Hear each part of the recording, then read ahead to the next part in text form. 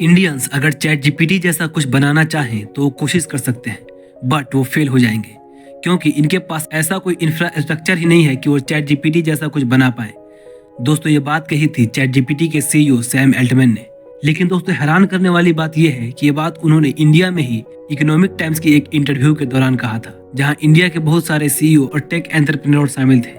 दोस्तों, Sam Altman की ये बात वहां बैठे हर इंडियन सीईओ को हर्ट किया होगा, क्योंकि ये बात उनके स्वाभिमान की थी। और फिर उसके बाद ही कुछ सीईओ ने तो सैम एल्टमैन के चैलेंज को एक्सेप्ट कर लिया और ट्विटर पर सैम एल्टमैन को पर्सनली टैग करते हुए लिखा, dear Sam Altman, challenge accepted. उसके बाद से ही इंडिया में चैट जीपीटी का अल्टरनेट बनाने की होड़ लग गई और कुछ ही महीनों के बाद ओला के फाउंडर भाविश अग्रवाल और उनकी टीम के द्वारा इंडिया का फर्स्ट चैटबॉट लॉन्च किया गया, जिसे कृत्रिम का नाम दिया गया और इसे इंडिया का पहला चैटबॉट बताया जा रहा है। तो आइए जानते हैं कि ये कृत्रिम क्या है और ये चैटबॉट काम कैसे करता है और क्या ये चैट जीपीटी जैसे बिग जायंट्स को टक्कर दे सकता है। और दोस्तों, अगर चैनल पे पहली बार आए हैं तो चैनल को सब्सक्राइब करिए और बेल आइकन दबाइए, क्योंकि इस चैनल पे ऐसे ही इन्फॉर्मेटिव वीडियो आते हैं। दोस्तों, बात करें कृत्रिम की तो ये एक संस्कृत का शब्द है जिसका मतलब होता है आर्टिफिशियल।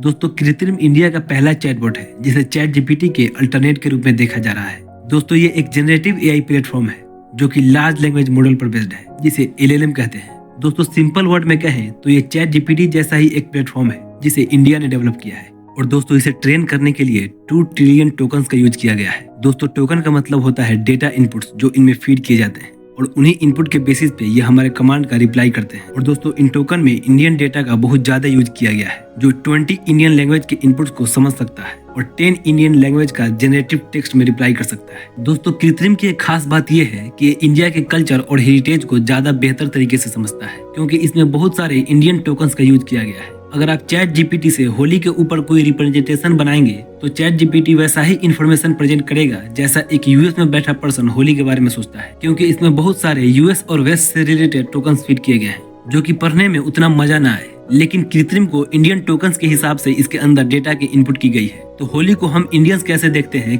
कृत्रिम वैसा ही प्रेजेंट करेगा और इस कंटेस्ट में कृत्रिम चैट जीपीटी से ज्यादा अच्छे से उसको प्रेजेंट कर सकता है। और दोस्तों, आपके मन में ये क्वेश्चन जरूर आया होगा कि चैट जीपीटी अगर हमारे सभी काम को कर सकता है तो फिर कृत्रिम को बनाने की जरूरत क्या थी। दोस्तों, इस बात को ध्यान से समझते हैं। दोस्तों, चैट जीपीटी कहने को ग्लोबल चैटबॉट है, लेकिन रियलिटी में ये एक अमेरिकन चैटबॉट है। तो फ्यूचर में अमेरिका जो भी मैसेज भेजना चाहेगा वो इसी के जरिए भेजा जाएगा। तो फ्यूचर में जिस कंट्री के पास अपना चैटबॉट होगा वो उसे अपने हिसाब से ही ट्रेन करेगा और अपने मुताबिक ही इन्फॉर्मेशन सेंड करेगा।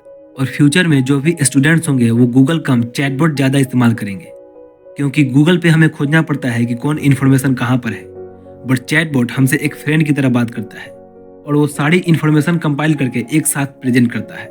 एग्जाम्पल के तौर पर फ्यूचर में यूरोप का कोई स्टूडेंट किसी चैटबॉट से अगर सवाल करेगा कि पीओके किस कंट्री का पार्ट है, तो चैटबॉट जिस कंट्री का होगा उसी कंट्री के कंटेस्ट में जवाब देगा। बट कोई स्टूडेंट अगर कृत्रिम या किसी इंडियन चैटबॉट से सवाल करेगा कि पीओके किस कंट्री का पार्ट है, तो डेफिनेटली कृत्रिम इंडिया के कंटेस्ट में जवाब देगा, जो कि इंडिया के लिए बहुत ही बेनिफिशियल होगा। दोस्तों, उम्मीद है आप इस वीडियो से समझ पाए होंगे कि कृत्रिम क्या है और ये चैटबॉट काम कैसे करता है और इस चैटबॉट को बनाने के मायने क्या है।